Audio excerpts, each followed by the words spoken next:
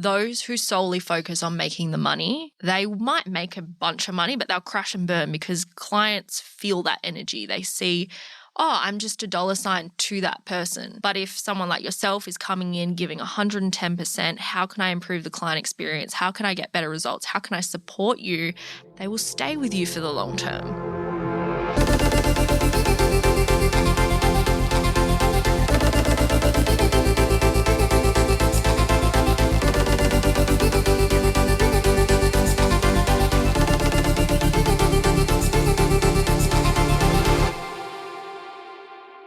Hello and welcome back to the Beauty Industry Leaders Podcast. I'm your host, Sammy Kennedy. Now, if the audio sounds a little bit different today, it's because we're not in our usual space. My apartment where there's rugs on the mirrors and there's all these other things hanging up and the desk moved around. No, we're not in the new podcast studio yet either because that's still currently under construction. However, we're at the hen house. And I'm saying we because I have an incredible guest who has flown all the way across from Brisbane to Perth. So I'm going to be able to unpack 30 years of knowledge from her. She is an absolute weapon at all things consultations. And I have actually asked a few questions on my stories to figure out what you guys actually want to learn from this expert. So welcome back to the show. Can you please give us a little bit of a spiel about who you are, what you do? Because I could sit here and hype you up, but I know that you have so much expertise and I'd love to hear it straight from you. Thank you very much. Thanks for having me. This is like a big bucket list for me. 30 years. When you said 3 decades, I was like, oh my gosh. Look, it all comes down to the passion of this industry. I love it. I love how it's changed. For me, I started as a skin therapist and I've gone into salon owning. I have managed multiple salons at one time. So I've had an overall view. I've done a lot of paramedical work as well in the industry. And it's just brought me to where I am now. And I feel like I need to give back, which is exactly where I reached out to you as well. I'm so glad you did. And when I heard all the things you've done, like I knew you worked for Ultraceuticals, you're now in a leading role launching Zeto Skin Health.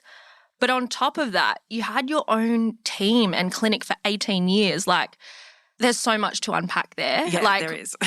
Quick question, like out of all these different experiences, like what stage has been your favourite so far? Oh, well, that's actually really hard. That's like saying who's my favourite child, although my daughter would say it's my son.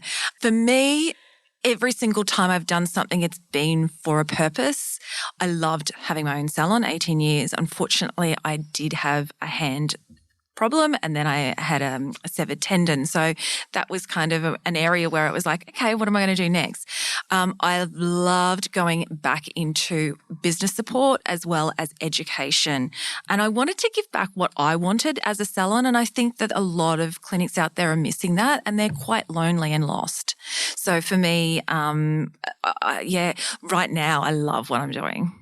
So everything has just brought you to this moment. Exactly. And there's nothing that you would change. No. I love that.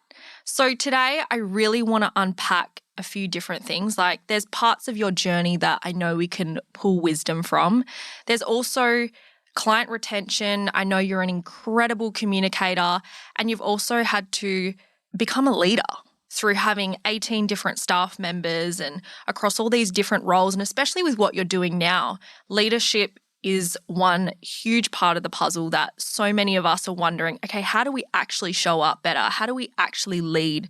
And all of that comes back down to self-worth and our own kind of imposter syndrome and beliefs and overcoming that before we can help others. So there's a lot of things in here that I'm very excited to chat about. But before we talk business, I want to change the way I do my interviews with guests. And so we're going to play a quick game of 10 questions to get to know you before we start diving into all your business wisdom. How does that sound? Yeah, great. Let's go. Okay, so the first question, and this might be the most important question of all, is what's your favourite colour? Oh, blue. Which is actually good because Zeto Skin Health is blue. And you're wearing like a navy blue today. I know, exactly. Okay. Well, we can move past that one. Yeah. Are you more of an introvert or extrovert? Okay, this is a really tricky question. I'm actually an introvert. Really? Yeah. I love quiet time. I love being at home. However, I think maybe just in this industry, I do have that persona of being out there. I think probably people give me, they fill my cup.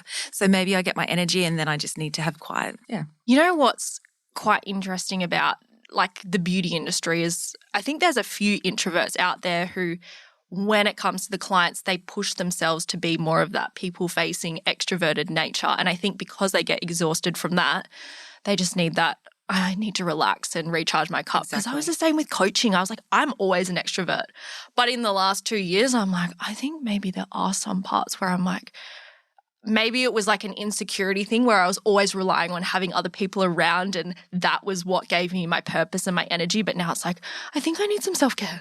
No, that's right. I do believe you need to replenish your energy all the time. Yes. Yeah, it's a big thing.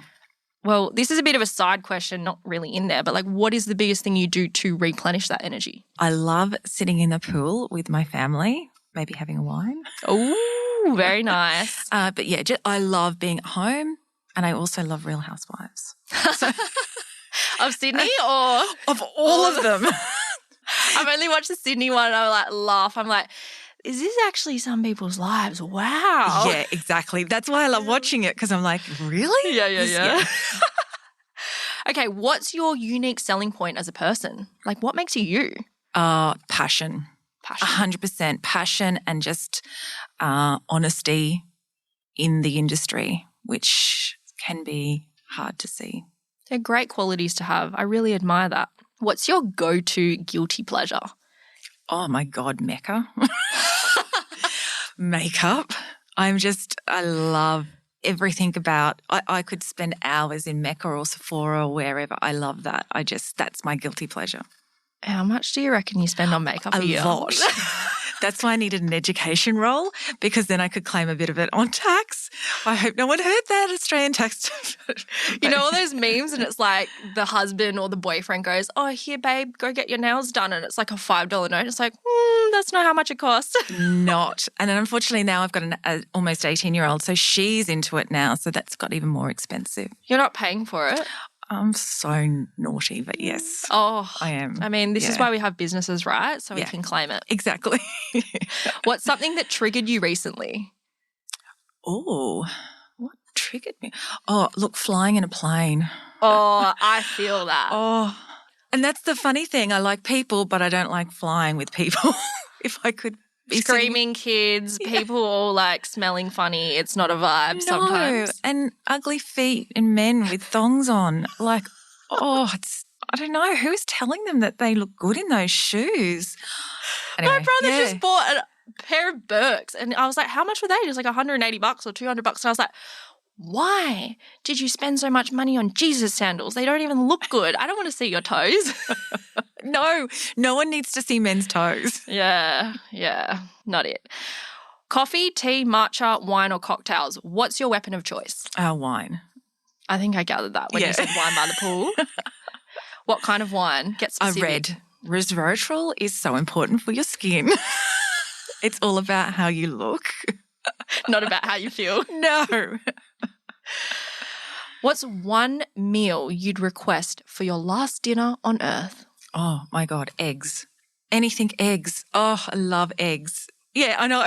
Like poached or fried? Poached. I'd love eggs, Benny. But, yeah, omelette, anything. Wow. Yeah, eggs are it. Quiche, frittata.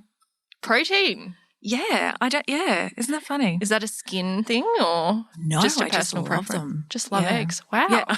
You can have some eggs if you need some. I got some in my home. Nick might have them before though. He has about like 6 a day if he's making his scrambled eggs. So if you only had 30 days left to live, what are you doing and who with? I would go overseas and I'd just travel with my family. Travel and experience everything and anything. And I'd go everywhere, like if I had the money though. Where in particular? Is there a certain place or activity that you want to do? I always love anything by the water. I love the beach. So Greece? No, I Or like like Asia. Thailand? Yeah. I just did Phu Quoc in Vietnam and that was incredible. So if I Was could it go sunny there, or was it monsoon season? Because I went there in No. monsoon season. Oh, no, it was so beautiful. It was really sunny. It was warm. We went fishing. Just, yeah. That's beautiful. Yeah. What's one nostalgic song that brings you straight back to a moment in time? Oh, my husband's going to kill me.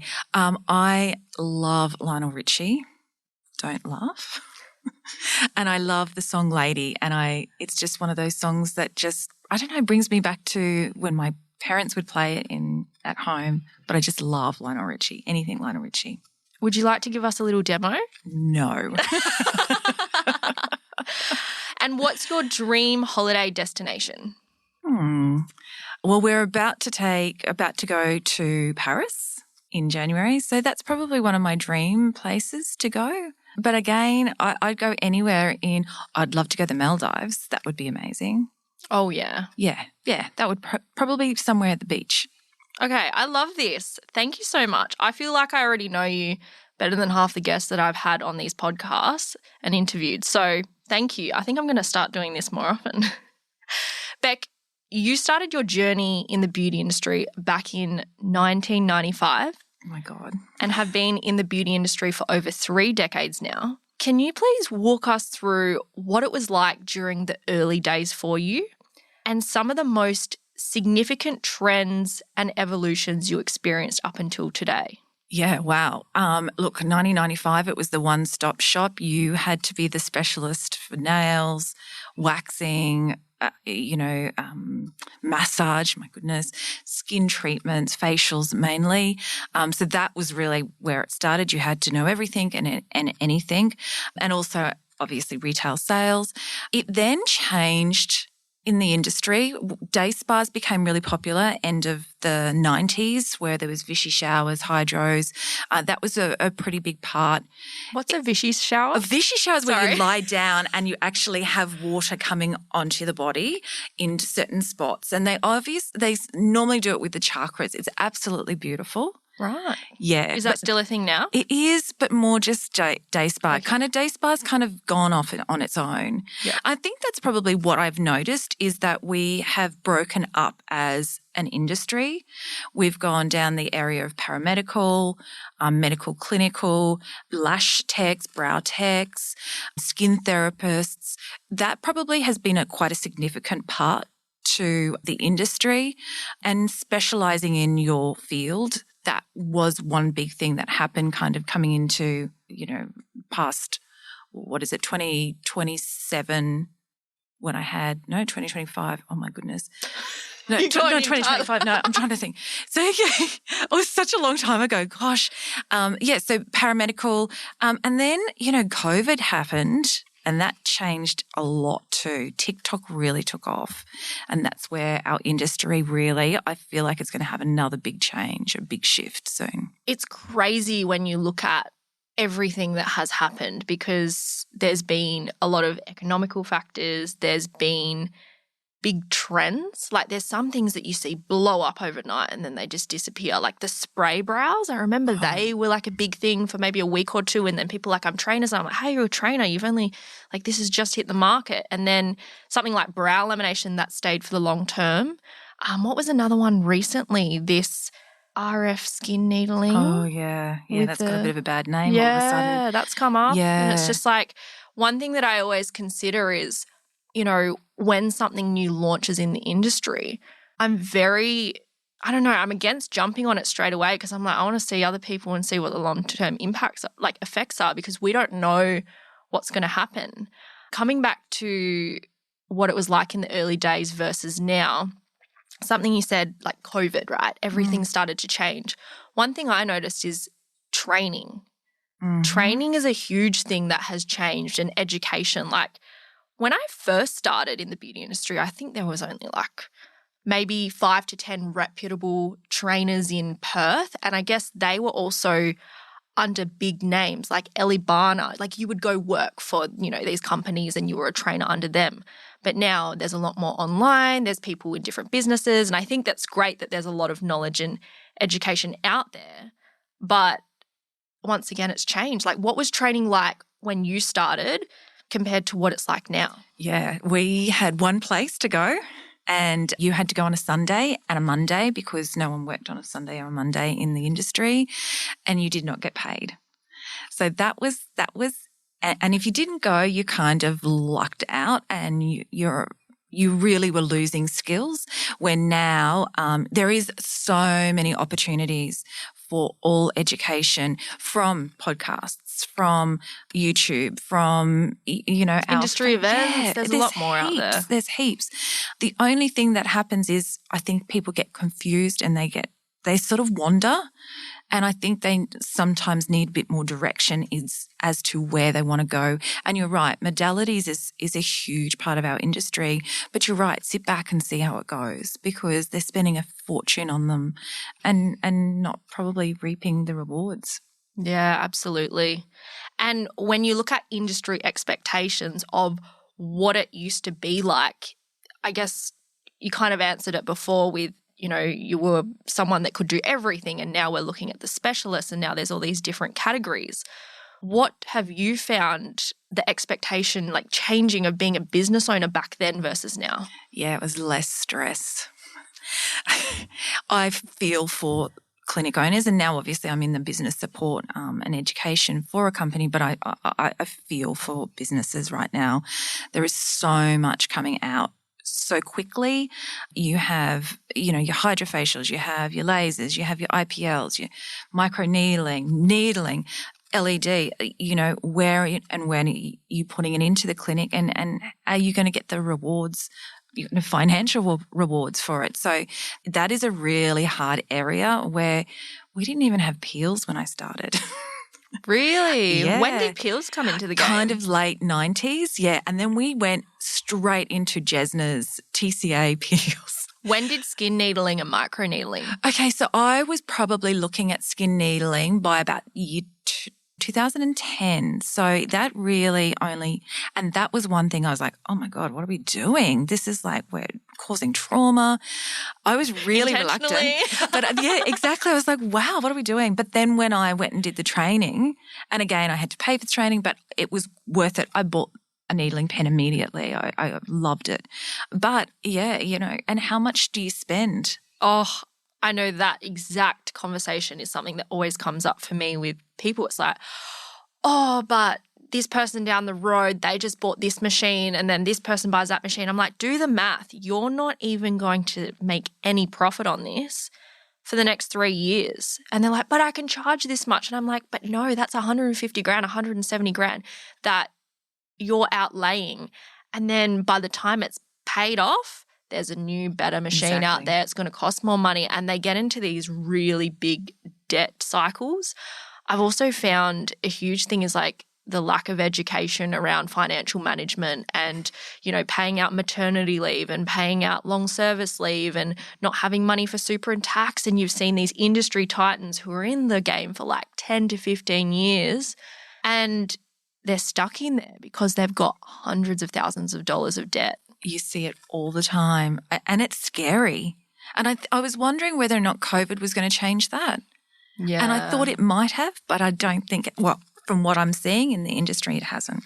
But I think the other thing, back to what you were saying, there was a previous podcast episode I just recorded with Clarissa, and she spoke about when she started in the industry, they were advertising in yellow pages. And so the cost to outlay of running a business, marketing budget, it's not just the actual marketing content, it's the branding shoots, it's going and getting PR if you want to go down that route. And then if it's not that, it's you paying for training for your team. It's you doing this, you doing that. And to keep people with you long term, you have to create more opportunities. And so there's a lot more costs involved than it was back then. 100%. 100%. It's a lot harder now.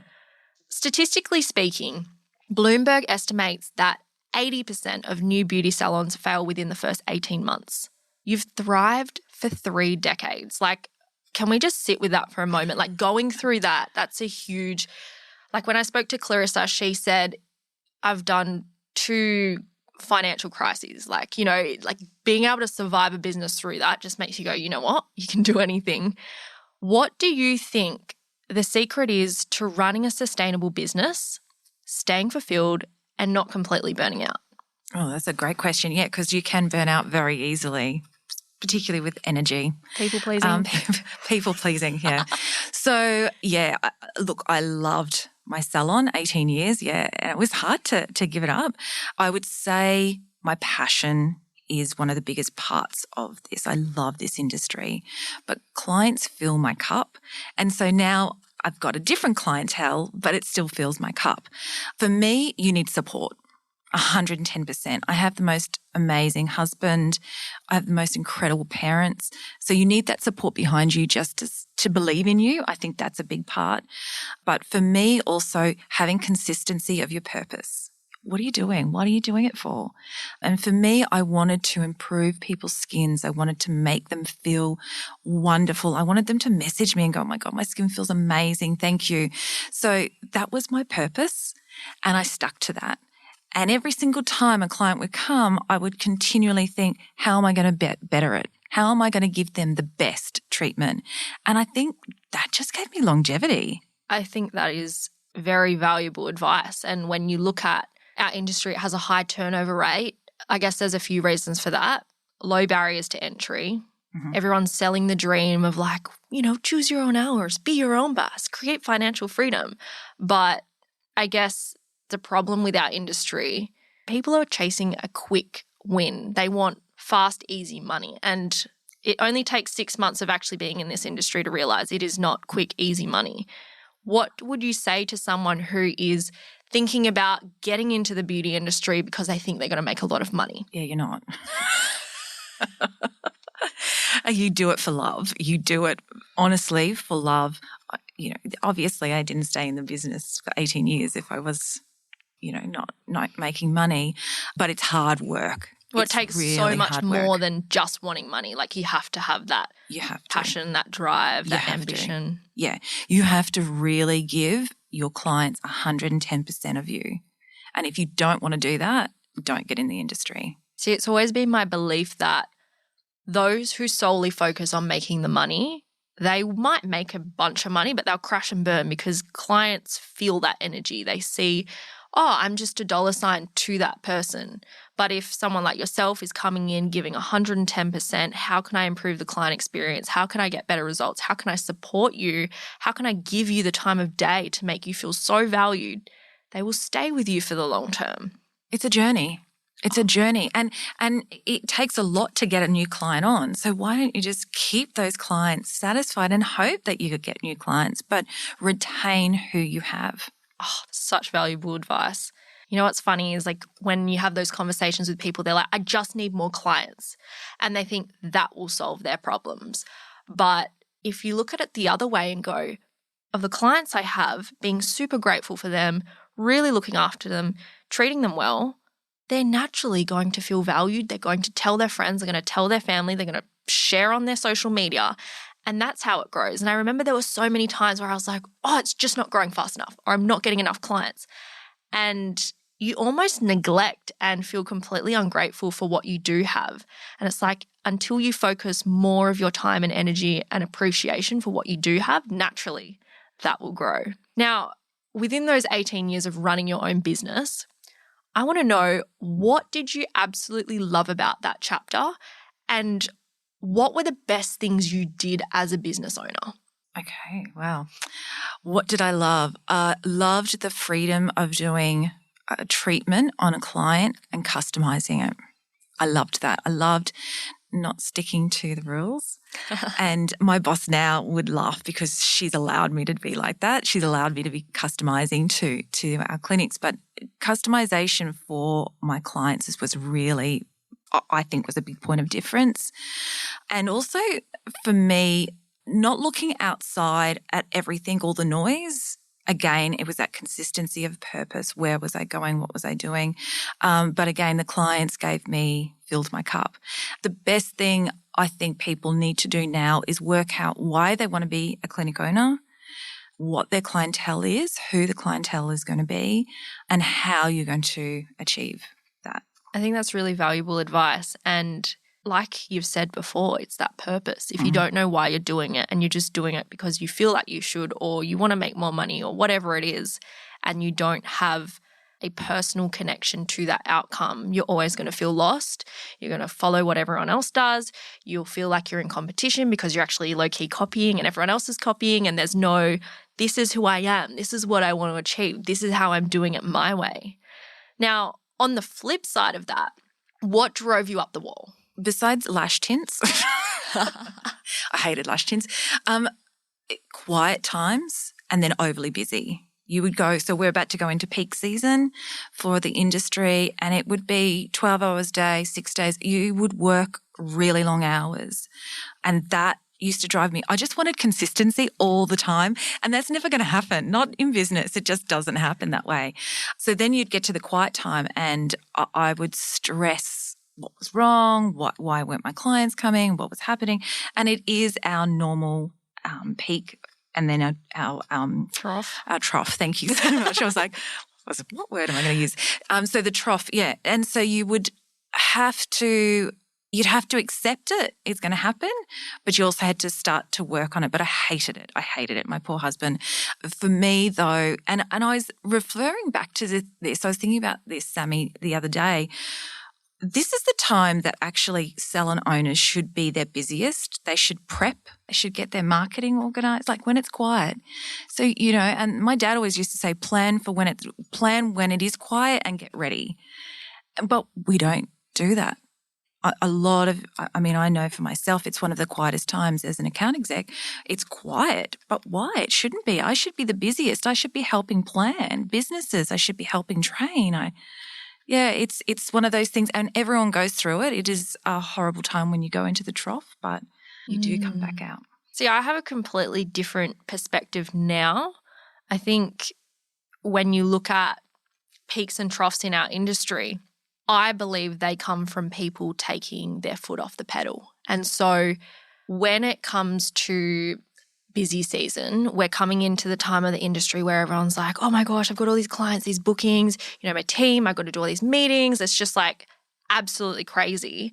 And if you haven't got support, like you haven't got a virtual assistant, you don't have a marketing agency, you don't have a marketing member on your team focusing on that, I've actually had some business owners come to me and say, oh, I paused my marketing, or I just cancelled my VA over Christmas because they don't want to pay that fee. And then they wonder why they don't have any bookings in that January and February. And I'm like, because you had all this consistency and momentum. You didn't rebook clients because you didn't have a strategy or a system in place, or when they said, I'm going away, you didn't think, okay, how could I then get them back in after they go away? You just shut down and you go, you know what, it'll work. And then the thing that I guess makes me sad is that when you're at that low point and you feel like you're a failure because the bookings have slowed down, you've got bills to pay, you've actually almost had this massive hit to your ego because you've done so well and now you're just doing so bad. The worst place you go is Facebook groups, and then they're like, oh, is anyone else quiet? And then there's like 100 people saying, oh my gosh, I'm quiet. And life is like the law of attraction. So if you start subscribing to that belief and buying into that, you don't put any effort in, you play the victim, and then guess what happens? You don't change your circumstances. And so when I'm looking at, okay, is it actually a quiet season and a busy season, or is it a marketing problem? And this is something that Molly from Bronze Glow Co, she is in the US, and she found me, and this was one of the questions that she actually asked in a question box, which this is perfect to bring up now. She said, slow season or marketing problem. You're very much right. You're very much right. It's a marketing problem. It is. Exactly, because in my last couple of years, I was like, how do I make January and February super busy? And it was to be pre-booked as of October. So I would have my November, December, January, February prepaid and ready to go. And if they missed their appointment, but they prepaid. That's smart. I really love that. And when you look at what you could be doing differently, like if you actually sit and go, how could I get these months booked out? What could I do? If you were really desperate and you needed money fast, you could do a flash sale. If you were prepared beforehand, like you're saying, you're rebooking the clients in advance. if they're a loyal client, hey, moving into next year, want to give you priority for the next 6 months. Would you like to book out your appointments? Cool. Let's do every Friday, every 4 weeks from now, 10 a.m. That's your spot. And so I think we get used to waiting for other people. 100%. And we think, oh, they'll go on the booking system. They'll do that. I don't want to be pushy. I don't want to sound salesy. But also think about your life. Like you wake up, you might go to the gym, or you might be dropping kids off to school, or you've got to do that stock order, you've got to do your food shopping, got to do washing, got to organize pay slips, got to buy this, got to buy that, got to message that client back. Oh, someone sent me a reel. Oh, now there's an email coming through. Oh my gosh, the bill's due again. And it's just like we're so overstimulated that you just waiting. Can you build a better relationship? Could you have better automations in place? Are you following up? Like there's so many things that we could be doing. But also I understand our lives are busy. And so I guess as a business owner, you've got to look at how you streamline your systems and processes. Are there areas where you physically reach out to the person, or are there automations that you could put in place so that you're not losing all these people? Because my clients, Tash, there was another one, Eri, there was a few different clients that I've had over the years. Ironically, January and February have been their biggest months in business, which blows my mind. And anyone who tells me that's the quietest months of the year, I'm like, no, it's not. Like, look at this, because they did the prep work exactly what you're saying. Yeah. Do you have any other tips and tricks on how to keep those January and February months booked out? Well, first of all, you're taking someone on a skin journey. They don't just have a break in January and February and hope that their skin's going to be, they've invested a lot of money. Just say they've been coming to you for 6 months. You don't want them dropping off January and February. Explaining to your guests how important it is to keep up with their skin is so important. You don't maybe you do have a break from the gym sometimes, but you have to, again, it's consistency. So you have to explain why that consistency is there. I like when you are with a client and you've had them for 6 months and they've been coming on a regular basis, they start to see their skin and they start to see the improvements. I had this really prime example. I had a client of mine, she was having fractional once a year. And she was concerned that her skin wasn't getting any better. She wasn't doing home care and she wasn't doing treatments. And we started her on a monthly basis. And no joke, you should have seen her skin. I should have done before and after. I was really bad at that. Even though I took that consultation. Didn't have to, 30 years ago. It didn't matter. No, exactly.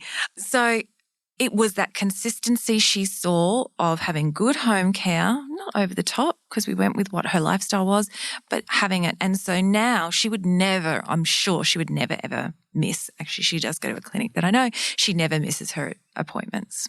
It's like anything, consistency is key.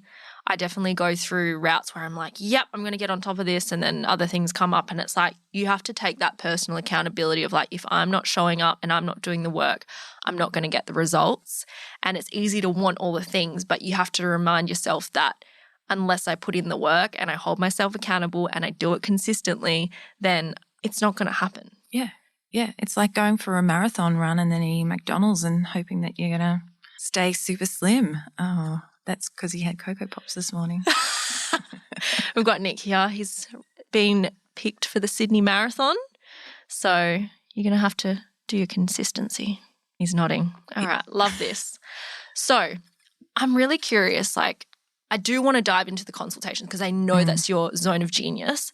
But if you had to put it down to only 3 business skills to go all in on, the ones that actually move the needle, what would they be and why? Business skills, yeah. The first thing I would do, and this is kind of outside of business, but it's also getting a little bit more support and consultation on this. You have so many clinic owners getting online. And look, I love the online. Like, don't get me wrong, I love that feedback. But they go, what skincare product has no opening order? What's selling really well? You cannot purchase a product to suit your clinic and your ethos and your philosophy from somebody else. And what's happening in Victoria is different to Queensland. You have to make sure, and this is where you need to get advice sometimes, to find out what product is going to suit you and what product is going to be great for your clientele. I think that's a big skill we miss. We follow the leader and we think that that's going to work. If you don't resonate with a product, you should not be getting it in. So that's probably, it's not a business skill, but it's something that I think people need to learn to go with what it suits their skin or suits their client's skin. I think that's so valid though, because if you look at that, it's not just skin products, it's branding, it's marketing, it's finding the right team members. If you're not clear on who you are, what you want, what your values are, and finding things that align with that, then like we were saying before, you just fall into that copying everyone else. You don't know who you are. You lose your whole purpose. Yeah, you fluff. Yeah. And then what happens is then you go and purchase another product line and then you've got multiple product lines. Now, that's confusing for a client, let alone for therapists. So you really need to have a think about that. But sometimes you do need advice from someone as well, I think. That's really important. Can I ask a question? Yeah. When you say, I think you need advice, where should they be looking for that advice? Because sometimes I look in the Facebook groups and I see people asking for advice and they're taking advice from people who aren't maybe the best people to take advice from. Yeah, you need to find someone that gets you. There is a lot of business support out there now in our industry, but you also need to resonate with them as well. I do think that there are people out there that you can talk to. There is some great product companies out there and they have some really great support. But yeah, I mean, they could call you, Sammy. No. Yeah, so don't ask your little brother who knows nothing about beauty products, should I do this? Don't ask your mum who literally bought into the MLM world or someone who's selling Arbonne. No, I'm kidding. No, don't. Exactly. Because they made so much money on it. So if you buy this starting order, I'll make money off you. Yeah, no, it's not a pyramid scheme, I swear. I'm so anti-MLM. I'm sorry. Same. Again, because that's not the way we should be doing our business. No. I think you need to sit down really by yourself and think, what do I want from a product? Where am I going? What are my clientele? Because there are some great product companies out there. There's brilliant. But it's got to suit. I'm not going to put a highly perfumed product on a young skin that might be problematic. That just doesn't make sense. But if all my clientele are problematic, why would I go and do that? So you really need to work out where your clients are and what their specific needs are. So, for example, when I had my salon, I had mummies. They had the children were mainly in primary school and older. So I didn't really need to worry too much about acne products, but I needed to make sure the anti-aging and preventative products were really important. Thank you so much for sharing that. I really love everything that you've unpacked there. So just to recap on the first thing. Yes, sorry, I've got my last two things. So the first thing is finding things that really align with you and also finding the right people to take advice from. Exactly. The next one is a business skill in regards to social media and marketing. I think that is another area that you need an expert. You really need help. It didn't suit me to have social media, Instagram, and have my face up for my clinic. It just didn't work. It was very much a word of mouth business. I was very, very lucky in that. I didn't have to spend a lot on marketing. It was a different era back then. It was then. very different. Yeah, exactly. Business brands were the thing. Now it's founder-led brands. It's employee-generated content. Exactly. It's so different. Yeah. And so, but what is going to suit your clientele? That social media and marketing. And I work with a brilliant marketing director right now, and she's really made me focus on that. I think that's a really important part. Your companies will have the marketing, but what's suiting you? You've got DIY flyers, you've got emails, you've got socials, you've got what is actually going to suit. And that's where I think people need to either get some support or ask. That's what we're here for. Account execs are there to help support as well as you. I think one of the things that I've realised is, depending on how big the brands get, some of the marketing is over corporatized, if that's 100%. Even a word. I don't know, corporatized. Corporate marketing and small business marketing is very different. And I remember I had this one lady, she came to me, she's from Nashville, and she's doing a spray tanning place. Like it was new, innovative. And then she works in corporate. She had the marketing team put something together and I was like, this does not connect with me at all. It looks like so polished, it's fake. And like when I look at skin, for example, I've got a client who's in her like 50s. And when I look at the marketing materials and posters, she wants to target women who are like 40 to 60. They're about pro-aging, anti-aging, whatever you want to call it. And then she's got a photo of like a 25-year-old with perfect skin. And so I put these photos of another thing and it was like, oh, I don't really know about that. But I'm like, people want to see themselves in the person or the marketing material that they're buying from. And if they can't relate to that and they can't see that you can take them on a journey from where they currently are now to where they want to be, then they're not going to buy from you. No, exactly. And it does come down to that's the start. That's to bring clients in, you need that marketing. And if you have the most beautiful looking faces selling a product, it doesn't resonate, particularly with me. I'm about to hit 50, I want something that's actually going to make me have that longevity. Or you want to know that person has been on that journey that you're about to go on. Totally. And they've had success with it. Yeah. They're not still struggling. No, that is one big thing in this industry. I will say, I know this is off the topic. Please, therapists, get your skin looking great. Take the time. A lot of, that. You are your product. You are. And if you don't want to spend the money on the product, why would your clients? So you have to see the value in it. Oh my gosh. That's such a... No, I love it. I'm here for it. All right. So that's the second one. What's the third and final one? The third one, so it's again probably not a business skill, although I will say two things. Get a great accountant. Oh, very solid advice. Very solid. You need the best support in that because we in the industry didn't probably do very well in maths. Well, I certainly didn't. They literally call it girl math, that says it all. Yeah. Ours used to be called maths in a beer garden.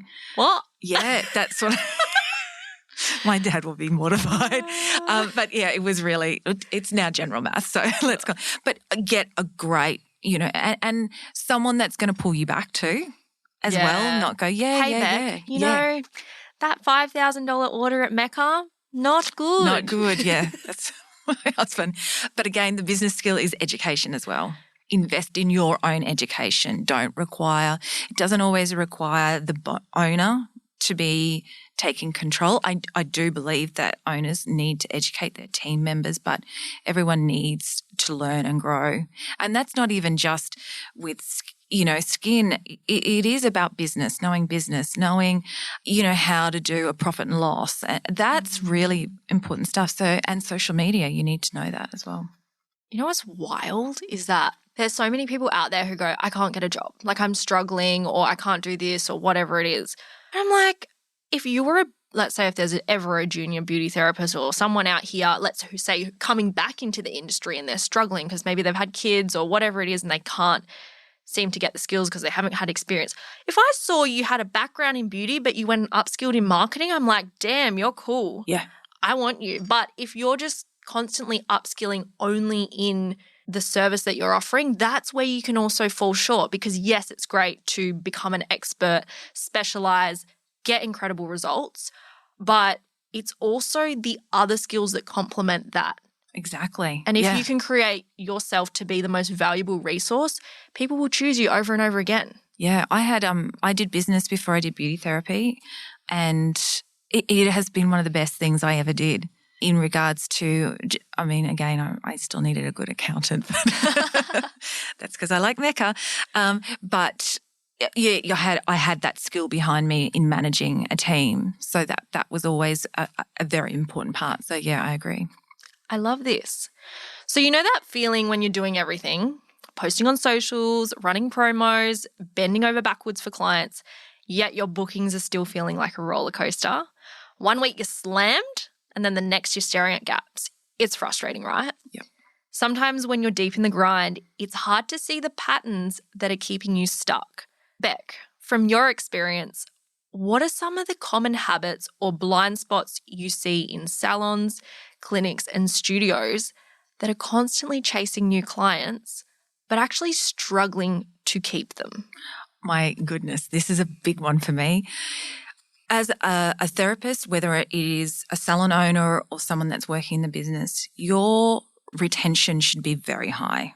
If it's not, so your rebookings should be, I loved 90% rebookings. 100%. The 10% are nurses, pilots, if you had pilots, anyone that was on shift work, because obviously they just didn't always know. Most of the time I would say to my clients, well, no, you just book and we'll see how you go. But your rebooking should be up at 90%. You as the person that is taking care of that client needs to go, why are they not rebooking? What am I doing wrong? So that is a pattern that is happening. And you, like you were saying before, you pull off and let go of the marketing because, you just don't want to pay a certain amount. Or, I'm busy. It doesn't matter. Yeah, exactly. That's the time that you're going to lose that client. Because and they slip through the cracks. You don't realize it because you're so busy. Yeah. And that's, again, coming back to treating that client the same at every single time they come in. They're getting 110% of your time because sometimes we don't have lunch. Sometimes we're running on empty. Sometimes our clients have run 5 minutes late all day and we know we're falling behind. But just because that's happening doesn't mean that client needs to have less. So what are they doing wrong? Like, why are these clients not retaining? Why are they not staying? Is it a bad consultation? Is it no follow-up? Like, give me all the things. Lack of consultation. Make it obvious to these people. It's definitely lack of consultation, but they're going through the consultation too quickly. And they're again, I love that, this word fluffing, that's going to be my word today. They're really not doing a proper job in consultation. They're not following up on their clients. They're not taking their clients on a journey. They're not building a rapport and a relationship with that client. And I think you might do one or two because you really like them. They're coming to you, you laugh, you talk about boyfriends, whatever. But then you are only hitting, 5 or 10% of those clients. And then they're rebooking, but you've still got all this open time where you don't have anyone. And what's happening? It's easier to retain your clients than try and gain new ones. 100% agree with that. The amount of money that is spent into marketing, follow-ups, time, like all these different things, it's not just the booking in the booking system. It's everything else it takes. And you might not even realize how much it costs you to acquire a customer. But if you start running Facebook ads, I guess that's the first way that you can really start to track how much you're spending and what you're doing. And so let's say it costs you, $50 to $200 to get a client in. If you don't rebook them, what is the point? Yeah, exactly. And I think that's the thing that as a salon owner, you need to have a strategy in place for each therapist that knows how to consult. If a business owner told you, I'm doing everything right, like I'm doing all the things, but they still weren't making the money they wanted, what would be the first thing that you'd look at? Yeah, their consultation process. I would make every single therapist do a role play with me. Oh. Because there is something missing in that. And so, for example, I would say they might be doing everything correctly, but then they're not executing it correctly. So, for example, Sammy, you had concerns with pigmentation and I focused everything on brightening and making your skin dewy. I've just missed every part of what you need. And I think that, again, it's not an easy industry. We're tired a lot of the time. But your first clients in the morning don't get the same experience that your nighttime one's doing. Exactly. That's exactly right. Yeah. Oh, you've worked with so many clinics and businesses, and I know client retention is one of those biggest pain points out there. Can you please walk us through the exact 5-step process that you use and teach to help turn a first-time client into a loyal, lifelong one? Yeah. So this really resonated with me. I did not make this up, but I have followed this process for a very long time. My first thing is understand. So I'll tell you the 5: understand, look, translate, recommend, and aftercare. Is there like a little thing to make it easier? What's the first letters, or it's not? It is, but it's from a different brand company. Oh.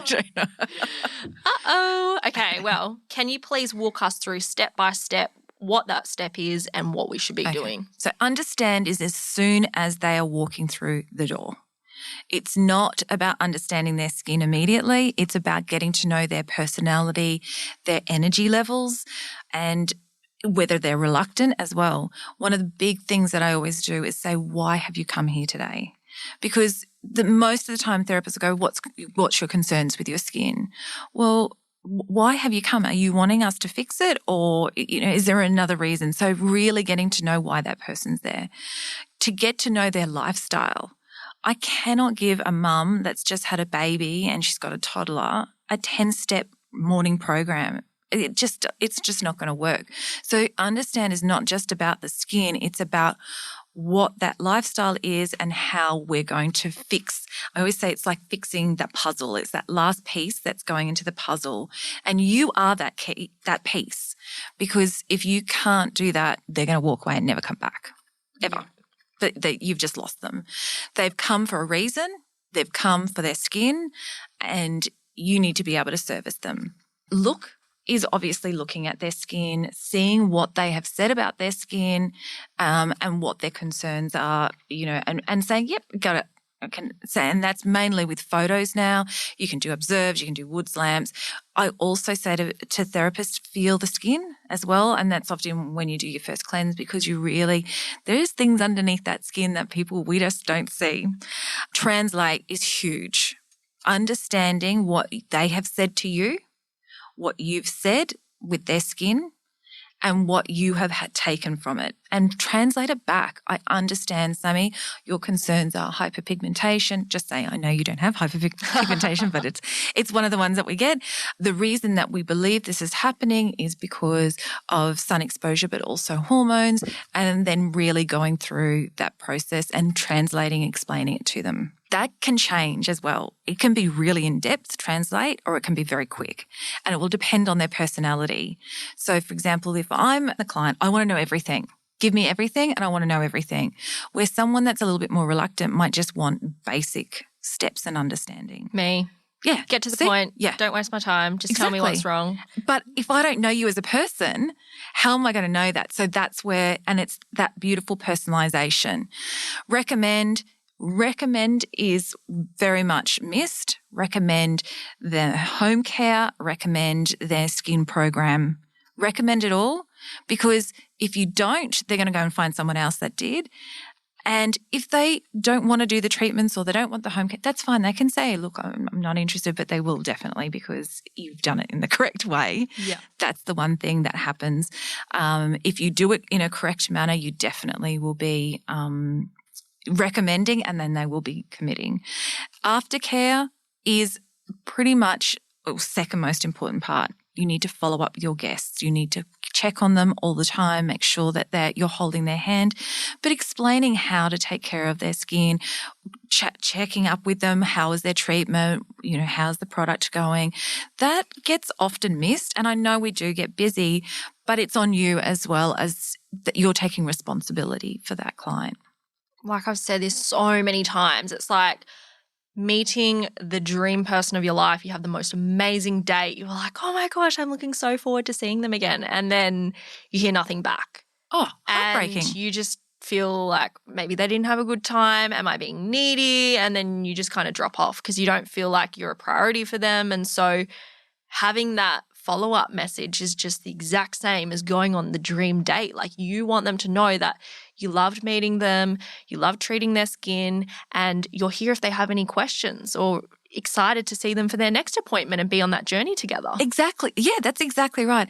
And I always say, if you hate doing a certain thing in clinic, you are the only one that's responsible for changing that. So if you perfect your consultation, you can have a full week of facials versus half, one or two clients of facials and the rest is lash tint or pedicures. You have that control, but you have to perfect it. Okay, can we do a little bit of a role play here? Because I know when I hear these things, I'm like, oh yeah, they're cool tips, but I want to see it in action. I've currently got some concerns with my back. I've got back knee. So I'm wondering, can you please ask me the questions and then I'll answer, and then maybe give a bit of a breakdown so that the person listening to this can go, okay, cool, this is how I can implement it. Or when this problem comes up, here's how I can switch the way of approaching it. Totally. All right, let's go. Okay, how are you, Sammy? I'm a little bit nervous. I'm on a podcast today. No, I'm kidding. I'm good. I've been struggling with my back for a while. I love going on holidays to Asian countries, and as a result, I don't know if it's the humidity or if it's like me and sweating and all the other things, but my back completely breaks out and it's not good. Like it takes weeks to recover. I have a couple treatments, but then I go on another holiday and then I'm in Albany, so I'm not consistent. I know that's my own fault, but it's definitely something that I want to look at fixing because I wear low back dresses and all these things and it does impact my confidence. Yeah, definitely. Okay, I'm going to ask you a couple of questions. Have you tried anything on your back before, home care products? I had a Synergy AHA, BHA spray a while ago. Okay, yeah, perfect. And how did that go with it? I didn't really know if it worked or not, and I probably wasn't using it consistently enough because if Nick's home, he can spray it on me. But when I'm trying to spray it's a really awkward angle. Okay, so you need something that's going to be really easy, without a doubt. The other question I'm going to ask you, are they coming up in heads or are they coming up deep? I think there's a bit of both. There's some like cysticky ones and then there's some surface level ones, but they're more like when they're red and then I want to squeeze them, but they're not quite ready. And I know every skin therapist listening to this is like, yeah, are you squeezing them? Yeah. Okay. Nick, we've got to do an intervention here. Okay, so first of all, we do not need to squeeze them. And I'll explain why. This is go off on a tangent, but again, this is what I would do.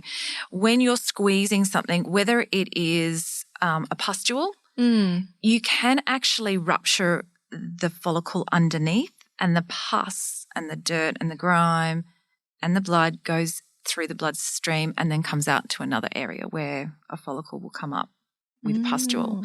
So as much as you feel like you're getting something up, it is often coming out and going into the bloodstream. So that can be bad. That's also then causing scarring. You've got the lymphatic system that comes along. So that's a really big no-no. So we just need to get your skin to a point where you are actually not. But my skin therapist like pops them, so. Okay, so that can be very different. Look, there is a lot of. I'm just being difficult right now. Yeah, no. Totally. There's a lot of controversy over this. Either people believe in extractions and some people that don't. Whether you extract that or not, you'll still have that same healing process. Okay. Without a doubt. So for me, it's do you have the chance of causing an issue underneath and how would you know? Or do you just let the skin heal and not pick it or extract it? So it's just a train of thought. Okay. What we try and do though is make sure that we have your skin looking really clean so you don't need to. So it's kind of like let's erase that problem by fixing it. The other thing I was going to ask you is, and I'm just doing this because this is just what I would do anyway. Absolutely. Do you have a lot of protein in your diet? Yes, I have a lot of meat. I don't have protein powder and things like that. Okay, so because sometimes what can happen is back acne can actually be caused by a lot of protein and you need more water. So I definitely need more water. My skin's so dehydrated. You can see my lips right now. So that's a big thing. So that's one thing we definitely have to do. We did have a look at your back before we were chatting, and so I can see that there's breakouts there. What I would love to do is give you a couple of rules in regards to it. And so when you're shampooing, I would make sure that you're lifting your hair after you shampoo to make sure you clean your back because a lot of residual can come from conditioners, shampoos. So these are super easy. These are free things to do to make sure. You do need to probably start exfoliating. Now, that can be in many, many ways, but what we're wanting to do is get that cycle of skin that is kind of it's retired skin. If you're a corneotherapist, they don't believe in dead skin, but so we call it retired dead skin or retired skin. I believe in dead skin because I had a cast on my leg. I was telling Nick it was disgusting, like 8 weeks of this cast and it came off and there was this big lump behind my knee of dead skin that just peeled off. It makes me want to vomit every time I talk about it, but I saw it. It was So that's the worst retirees. They're about to carpet, I think. So we need to get that cell turnover, but you also need to get that blood flow going. So there's a couple of things. Good cleansing is really, really important. Like cleansing with a normal soap, or am I using a special soap or a special cleanser? I would be using something, look, if we're calling it generic, it'd just be a good face cleanser that you would be using, something that you would be easier. I would not use soap on your skin ever. Wow. How do I clean myself? With body wash. Okay. Because I have sensitive skin, or like I've got dermatitis on my hands, so I try not get anything like super fragrancy, and I always go for I did go for the QV. I think we've got the palm olive, but the palm olive sucks. Like that is harsh and nasty. The sodium lauryl sulfate is pretty strong for your skin. Your QVs are brilliant. Yeah. Okay. We've got to make the switch, Nick. Put it on the to-do list with every other thing. So I would always say, this is a sidetrack. My parents have a beautiful 2-person bath shower. That sounds terrible, but, they're retired. And my kids would go and have a shower in there, and they would see this cake of soap, and they didn't know what it was. They'd be like, what is this? And I said, well. Is everyone using it? No, yes. So it was my dad's. And I would say, but he probably wipes his bottom with it, or his armpits, or. So true. You don't think about those things as a kid. I think as an adult you're a bit more aware, but. I hear people all the time washing their face with a bar of soap, and I think, Nasty. Where has your husband put that? See, Nick, you're learning a lot today. So we're sidetracked with this. So you need a good cleanser, and that will help to regulate your oil flow, but we need to get your exfoliation up. Not to the nth degree, because a lot of people go too hard too fast, but just a good exfoliant that you can use once or twice a week. Okay, cool. So keeping it simple, but keeping it clear so that we get the results. The other thing that I love to do, and I would definitely do peels on your back, just to get that cycle going. Okay. That's a really big thing in regards to it. So translating for me would be, sorry, I'm just going back to it. I'm going off on a tangent.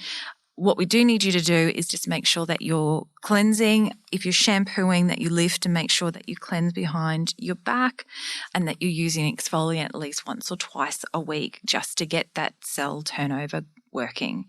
I would actually think that by increasing your water intake, as well as the shampooing with the sulfates in shampoo, which we get, you will find that you will not have an issue. Oh, wow.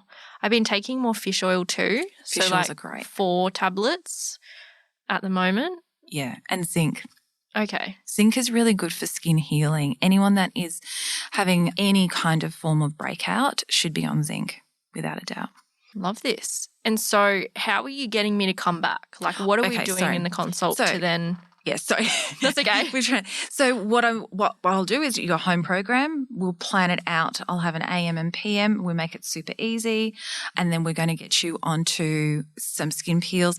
I actually think it would be great to do 1 a month, but I want to add LED into it, because LED is so calming and healing, and any kind of scarring, we're going to try and combat that as well. So it's almost like a treatment's going to be 2 in 1, is to help treat and get those breakouts up and clean them out, but also stop the scarring as well. So what I'm going to do is we're going to do one today. Okay. And then we'll get you back in a month's time. But I will make sure that we're going to check on you, see how your skin's going. If there is any breakouts happening and you kind of know why that's happening, so obviously the humidity is a big thing, it might be that you might need to do an extra exfoliation in that week. But you can call me at any time and just say, look, I'm going out on a boat, I'm going to have sunscreen. What is my port of call for that afternoon? I love that you said sunscreen. I was about to say if it was you would be saying 1. Well, totally. But there's a couple things I wanted to unpack here just from the listener's perspective. So number 1, you're going through and you're doing that consultation of like explaining what the problem is, like lifestyle factors, things that can change, and then you're prescribing the aftercare products in that consultation. Is that correct? Yeah. And then you're letting me know, okay, this is the treatment we're doing today, and then you're leading on with how regular I need to come back, what kind of progression and results I can expect. Yeah. I think the hard thing for us doing this consult is if I used a product brand, but I don't want to use a product brand today. That's where it's a bit hard. But yeah, the whole purpose is giving them all the information there and then in that recommend, this is what we're going to do and this is how I'm going to treat it. But also giving them the understanding of why it's happening as well. And a lot of the time the younger therapists don't often know why it's happening. And I think you've got to fake it till you make it, or you've got to start to have a bit more understanding of what's happening with the skin. Because if I came to you and you had this problem, I don't really know why it's happening, that doesn't give you any faith or trust in me whatsoever. I would much prefer you to say, I don't know the answer, but this person I do know, I'm going to ask them, or I would recommend you actually go here. Yeah. That would create so much more trust for me. Like I do the same with my Exactly. clients. I'm like, I don't know, go to this person. Yeah, that's it. And it's hard when you're a new therapist because you don't know everything. And you feel the pressure that you should. The imposter syndrome's already there. Yeah. But even going back to that therapist and going, okay, you've seen Sammy. What did you think? Tell me how you got to the point of why you thought that. Getting understanding, because a lot of times people don't question what's going on, and there are great therapists out there to help you out. So with that consultation, are we outlining obviously what kind of treatments that they should be doing, how often they're coming back, and the investment? I feel like that's a huge thing because we like to avoid talking about money as an industry, and there's a lot of things that can come up, but then there's some people going, oh my gosh, this is so much money, can I afford it? Or what am I outlaying? What are your thoughts on this? Yeah, I think you need to find out where their budget is 100%. So are we doing this in the at understand? Start? Yeah, okay. Understand. So understand is everything: personality, lifestyle, home life, medication, how often they can budget, commit to appointments, how often, how their lifestyle is to, are they busier in the morning or busier at nighttime? How do I work it? It's everything, because that's going to give you the foundation to recommend. Because if they're on a budget, and I have a prime example, I had a therapist that had a client that came in, she was a semi-retired. She could only afford, I want to say $250 a month.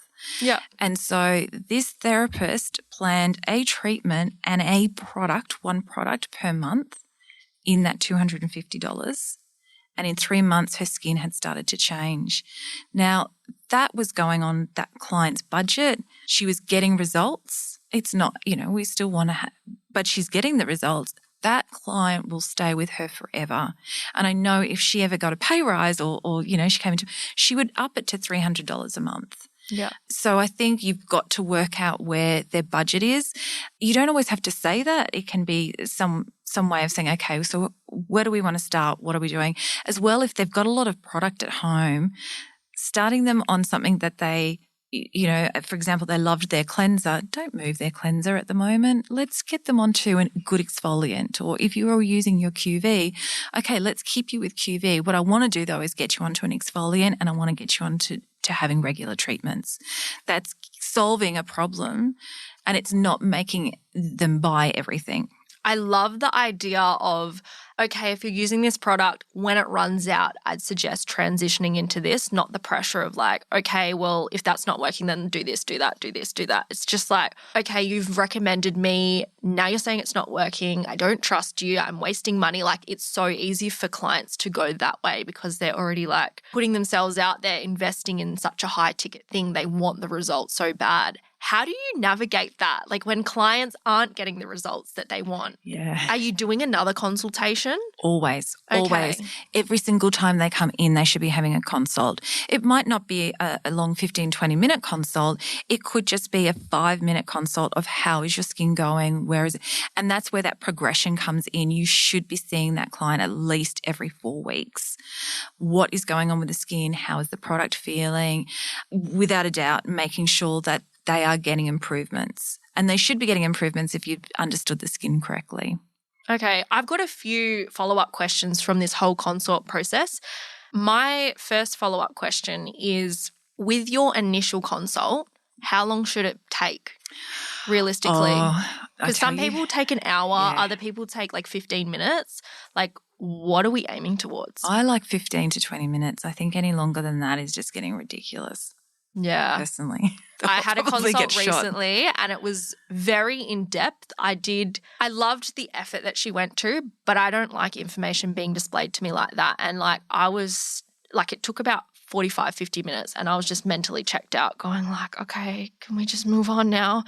And I think like it comes back to what you're saying, like what is the value here? But, business owners go, okay, well, I want to give them an hour and a half or 2 hours for the consultation and the thing. But I'm like, if you could get the same result in a shorter amount of time, why wouldn't you? You should be able to tell what is going on with that skin in the first 5 to 10 minutes. Okay, I've had some listener questions sent in by Katie from Blush Bloom Skin and Beauty that I want to ask on behalf of her. So the first one is, does it matter too much if we use digital or iPad or paper for consultations? Oh, love this question, Katie.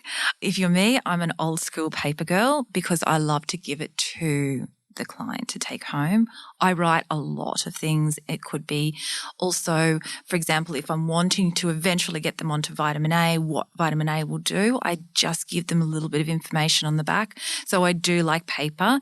There is obviously digital ones out there. The thing for me is the client taking that home? Is it being emailed to them?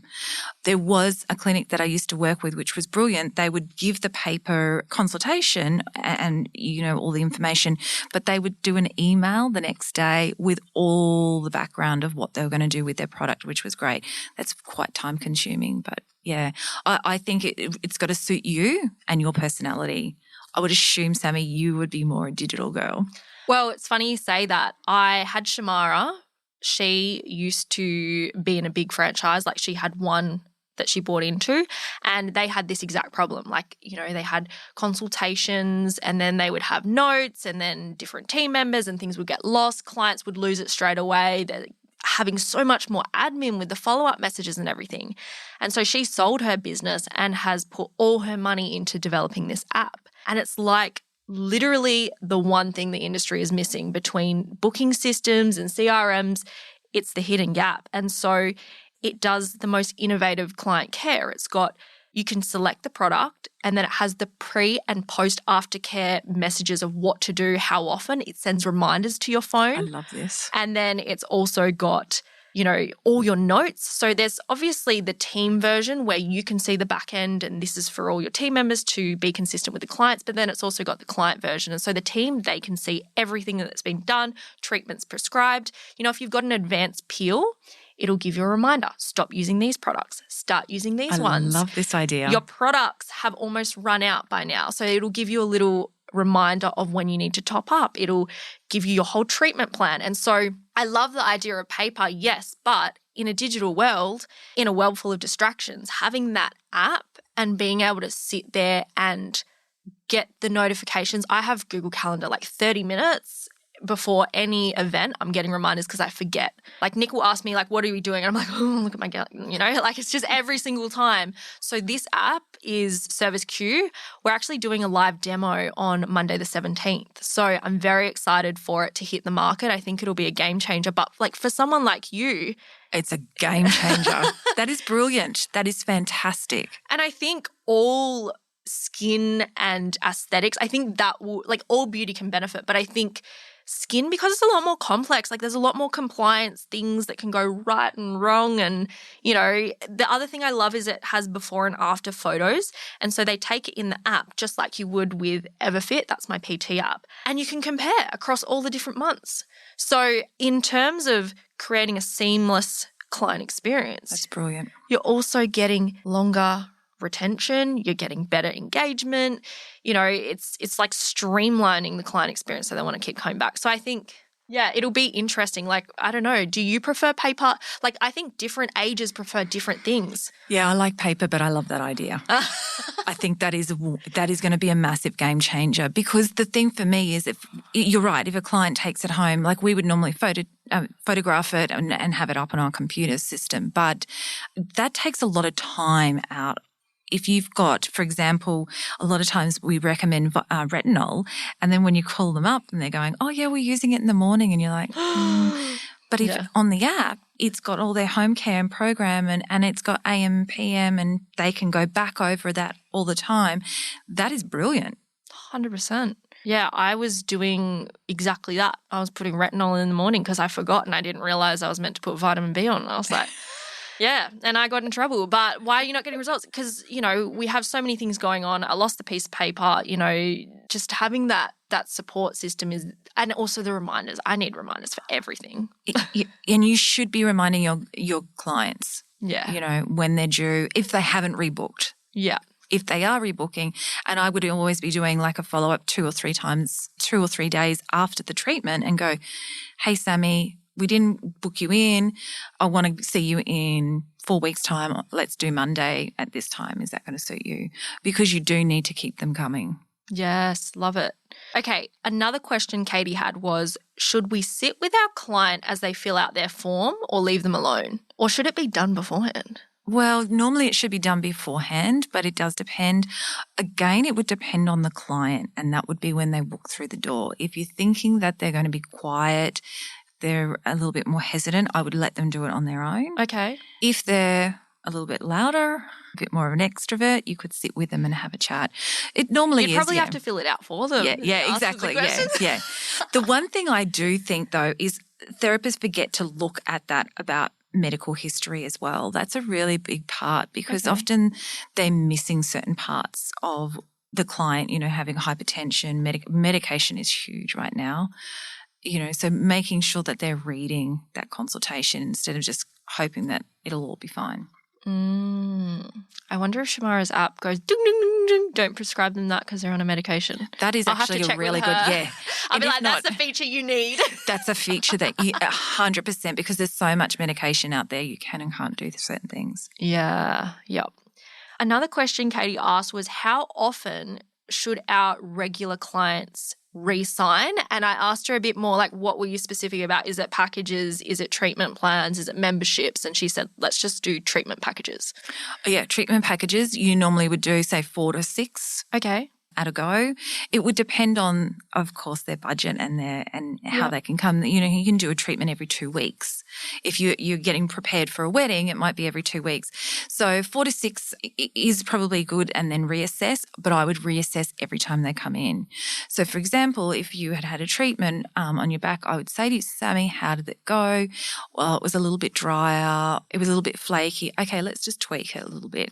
And that can happen. You can tweak as you go along. So just for my own curiosity, if I had a client and they're going, I'm not really sure how often I should be doing these consults, like I can hear that you're saying every time they're coming in, it's like a mini consult. Essentially, at the start of the appointment, you're doing a review, you're figuring out what's worked, what hasn't worked, what could be improved.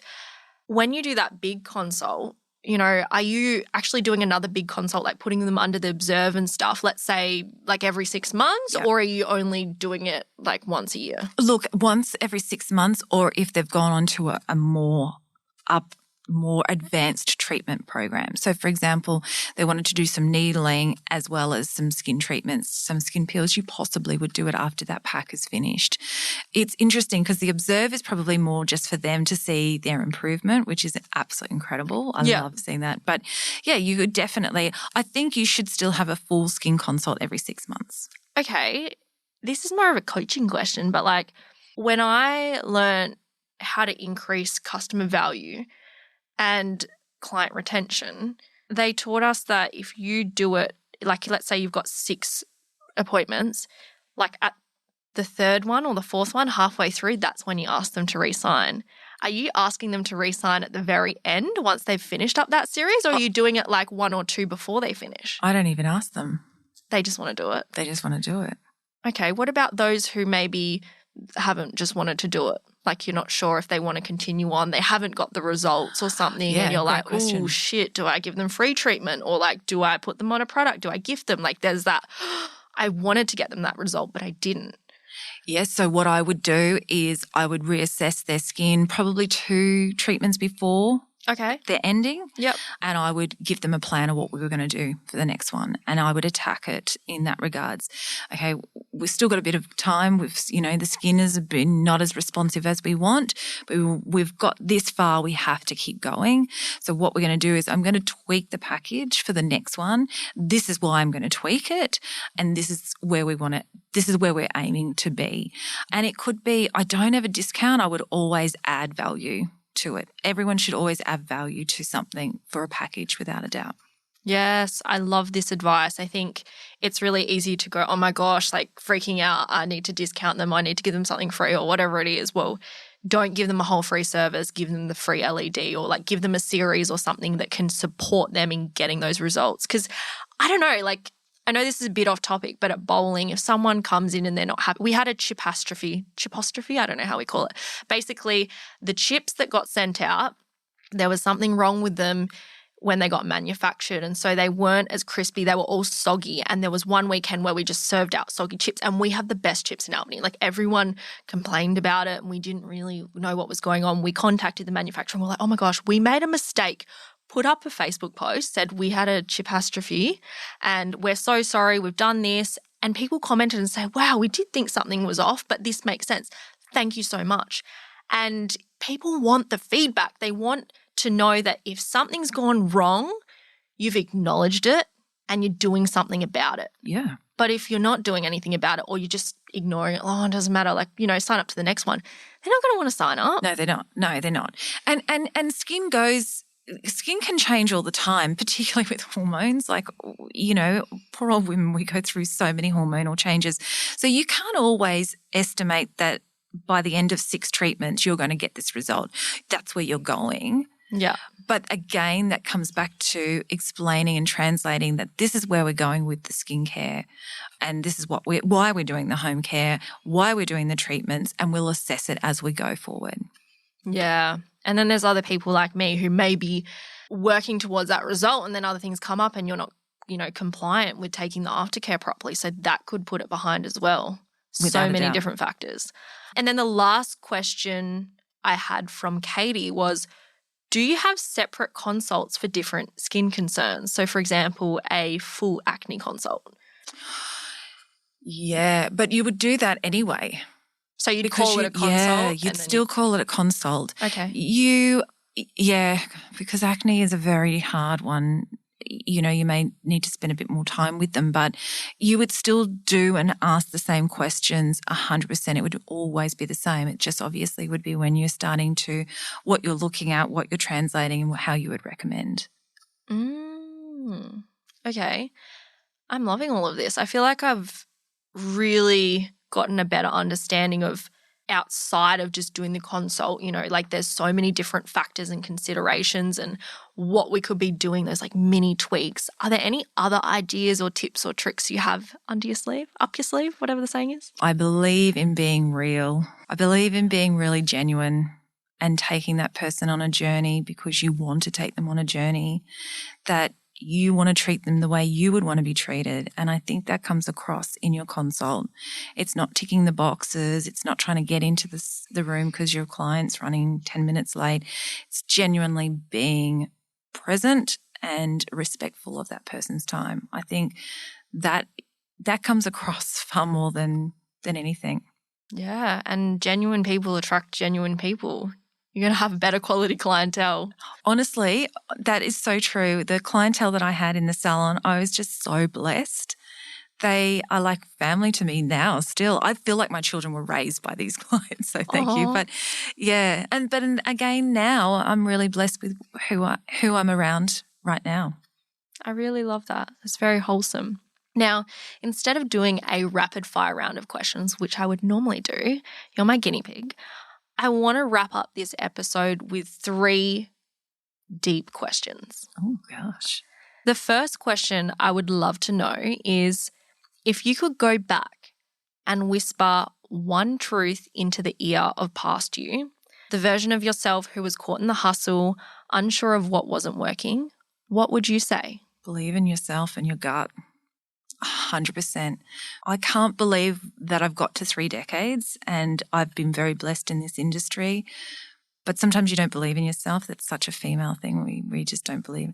So believe in yourself. If I'm struggling to believe in myself, what do I need to change? Oh, I think you need self-talk, like self-love in regards to talking to yourself. You also need good support around you, people that believe in you. And if you don't have that, go and find it, because people need to have good people on their back. I love that. I never forget someone said to me, if you don't believe in yourself, borrow my belief in you. And now I always say that to my clients. I'm like, if you don't believe in yourself, I believe in you enough. And then it just like. I love that. Yeah. The other thing that I was always told, again, my dad's pretty specific, like very important to me. He would say, look at the people closest to you and look at what they're like. So like Nick's a pretty genuine guy. So that is a representation of who you are. Oh, stop it. I'm going to cry. I didn't mean to make, but it's true. Yes. It's true. Oh, that's very wholesome. Yeah, you look at my dad, or like same thing. Yeah. My dad is just a cowboy. He's in his own world, and I love that and I admire that. And, you know, when I was doing this podcast, I was like, I don't know if I'm going to fit into the beauty industry, because all I've seen is like hair extensions and Botox and like lip filler and, you know, boobs out in these like business jackets. And I'm just like, that's not really me. But I think for every person that you think you have to be like, if you actually step into truly being you, you'll finally find your people. You will find your people. Because there's other people out there going, wow, I wish I had someone like that I could relate to. And then they're like, oh, they exist. It's just they're too scared to put themselves out there. And once you do, your vibe attracts your tribe. It's so true. Yeah, exactly. Yeah. Okay, I love this. The second question I have for you is, what's something you deeply believe about building a successful business that goes completely against what most people are taught? That modalities make money. Can you be more specific? That people think if you go and buy modalities, it's going to make your business far more successful and far more profitable. Are modalities like equipment? Yes. Sorry, okay. Like I'm lasers. thinking like modalities. I'm thinking like hands treatment. No. I'm So, like, you know, your hydrofacials, okay. your RF needlings. I do not agree with that. I believe fundamentally you need to find a really good skincare company that you love, that you believe in. Skincare is first and foremost, then your skill, and then down the track you can add modalities, but they don't make money. I'm very much in a similar mind to you, and I know Isabella Lonregan. She's been on the podcast a couple of times now, and she refers to that as dust collecting debt. 100%. I totally agree with her. And I sit there and I'm like, hands, profit, you can do this yourself. You can make money now. And it's like, you know, this $170,000 machine, like good luck seeing that. Same with overspending on fit outs. It's very easy in our industry to overspend to look the part. But I think behind the scenes, a lot of people, they like, it's like keeping up with the Joneses, you know, you've got to be very mindful of what you invest your time, money and energy into, and what is the return of that. I agree. And I think that it comes back to what we talked about at the start, was finding out what your business is and maybe getting advice on that, where your clientele, getting just a bit of direction and purpose of where you're going and who you're treating. And then, so it's like asking yourself the question of, what does success look like to you? Yeah, exactly. Like, is it Lamborghinis? Is it luxury handbags? Is it spending quality time with your family? Is it not having to work weekends? Like, it's easy to look at social media and think this is everyone's version of success socially. But, like, is that actually going to make you happy? Yeah. And, like, why do you want it? Yeah. Why do you want it? Yeah, and I think probably from being a salon owner to going into helping support salons, I have come to realise that everyone's struggling in some way of that. Like, they're always questioning themselves. They're questioning how profitable they are. Like, we always think that everybody else is so much better than us. Yeah. And it's not that case. Comparison is the thief of joy. Oh, I like that. All right. And the last question I have is, when it's all said and done and you look back at the legacy you've built in this industry, because you have built a legacy, you've had team, you are working the role you are now, like, you've had such a wide impact. What do you hope people say about the impact you've made? I hope that I have touched the industry in a genuine, passionate, beautiful way, and that I've given everything that I know back to the industry, and I hope that it helps everyone out there. That's beautiful. I think there's no right or wrong answer No, as well. Yeah. I think, for me, it's to give back to an industry that has been so loving and supportive of me. If I can do that, particularly in my role now, You've made it. Yeah. Bec, thank you so much for your time, not only coming in here to the studio, but also sharing your journey, the highs and lows, your consultation secrets. Like, I really do appreciate everything that you've given today. And honestly, this has been one of my favorite interviews. It's been very wholesome, and I'm honoured to also have been able to tick off a bucket list item for you. That is epic. Do you have any last words that you want to leave before we finish up the podcast episode? I just think everyone needs to believe in themselves as salon owners. Get the right support behind you, though. That's really important. And don't compare yourself with other people. Solid advice. And if someone wants to reach out to you, find out more about what you do and connect with you, where is the best place to do that? Yeah, via email, I would say, at Barwick. You're old school. I would be like Instagram or I've Facebook. got skin intel. Oh my gosh, I'm dying. Okay, I'm like, this definitely. is so Gen Z of me. I'm like, Instagram. No. Well, I do have Instagram, so it's pitch the email. So that I'm really that old? Is it really that? Okay. So, I've never had someone ever pitch the email. No, but you can do it. Be the first. Okay, I will. I need to stop cutting you off. I'm not going to compare myself to everybody else. No. So, Barwick at zedoskinhealth.com. That's the best way to get in contact with me. I do have an Instagram, but it's sometimes if you need to reach out. If you've got any questions in the industry, I'm really happy to help. What's your Instagram handle? Bec_skin_intel. Okay. Love this. Okay. I'm very excited to hear the feedback from this episode. If you have listened to it, you've learned something new, or you're trialing this consultation process, or some questions have been answered, please send us a message on Instagram and give us your feedback.